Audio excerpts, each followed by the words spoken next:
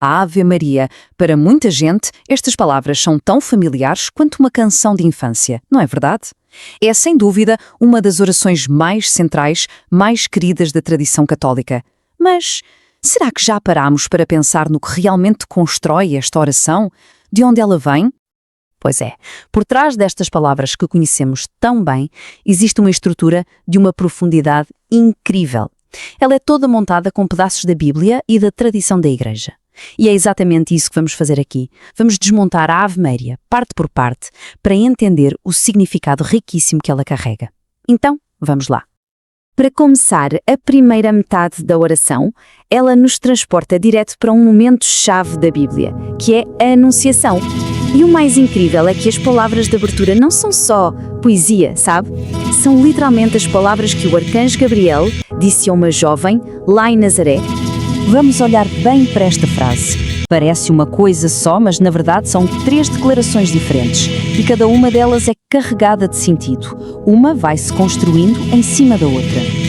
Tudo começa com ave. Em latim, isto é muito mais do que um simples olá. É um convite à alegria. É como se dissesse, alegra-te. O anjo não está só a ser educado, não. Ele está a anunciar que uma alegria imensa está a começar para toda a humanidade. Depois vem cheia de graça. E esta parte, nossa, é muito forte. No grego original do Evangelho, a palavra usada é kechartitomene. E o interessante é que isso não é só um adjetivo tipo uma pessoa cheia de graça. É um título, um nome, que só é usado aqui em toda a Bíblia. Teologicamente, isso é gigantesco, porque sugere um estado de graça que é permanente. Para a fé católica, esta palavrinha é uma das bases bíblicas para a doutrina da Imaculada Concepção, sabe? Aquela crença de que ela foi preservada do pecado desde o início para ser uma morada digna para Deus. E para fechar esta primeira parte, o Senhor é convosco. Isto aqui é a confirmação do seu estatuto especial. É como dizer que Deus não está só com ela, como está com qualquer pessoa de fé. Não, Ele está nela, de um jeito único, um jeito que nunca tinha acontecido antes.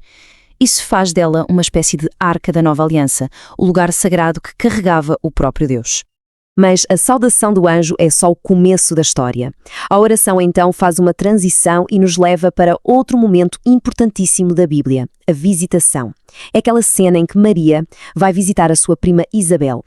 E olha que interessante, agora as palavras não vêm de um anjo, vêm de outra mulher, a própria Isabel, e não é uma fala qualquer. A Bíblia diz que ela, cheia do Espírito Santo, reconhece a santidade não só da prima que a visita, mas também do filho que ela está a carregar. Vamos parar um pouco e pensar na força desta frase. Bendita sois vós entre as mulheres. Isabel não está só a fazer um elogio, sabe? É quase uma declaração profética. Ela está a dizer que, de todas as mulheres que já existiram, Maria foi a escolhida, a única, para receber a maior honra de todas. E aqui chegamos ao ponto central de tudo. A oração gira e aponta para o seu verdadeiro centro, o nome de Jesus. Isto mostra, de um jeito genial, que toda a honra de Maria, toda a bênção que ela recebe, vem do seu filho. Ela é bendita porque o fruto do seu ventre é a própria bênção em pessoa. Bom, a partir daqui, a oração muda completamente de tom. Saímos das palavras que vieram direto da Bíblia e entramos numa parte que foi criada pela própria Igreja ao longo do tempo. A meditação vira um pedido, uma súplica. É nesta parte final que as nossas vozes, as vozes dos fiéis, entram na oração. Depois de meditar sobre quem Maria é, voltamos-nos para ela e, com confiança, pedimos a sua ajuda. E o primeiro título que usamos é Mãe de Deus, ou Theotokos em grego.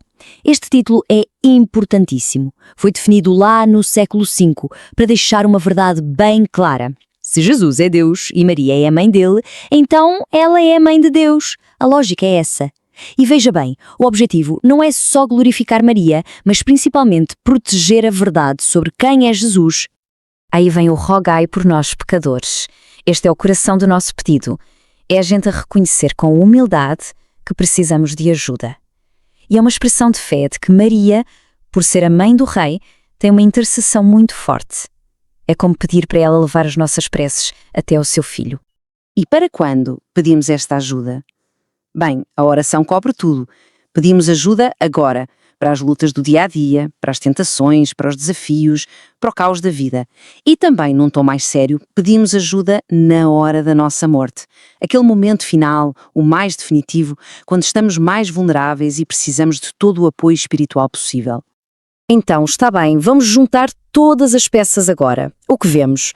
Vemos uma oração que tem dois movimentos bem diferentes, mas que se conectam de um jeito perfeito, levando-nos numa verdadeira jornada espiritual. É isso, a oração tem um fluxo muito bonito que vai da meditação para a súplica. Na primeira parte, meditamos sobre o grande mistério de Deus que se fez homem, usando as palavras da Bíblia, do anjo e de Isabel. E depois, com base nisso que meditamos, na segunda parte nós voltamos-nos para Maria com as nossas necessidades e pedimos ajuda. É um caminho completo que vai do louvor ao pedido. Então, fica a reflexão. Da próxima vez que estas palavras tão familiares vierem à mente, talvez soem um pouco diferente, não? Fica a pergunta no ar. Saber que cada pedacinho desta oração tem uma origem e um propósito tão profundos, como isso muda a experiência de a rezar.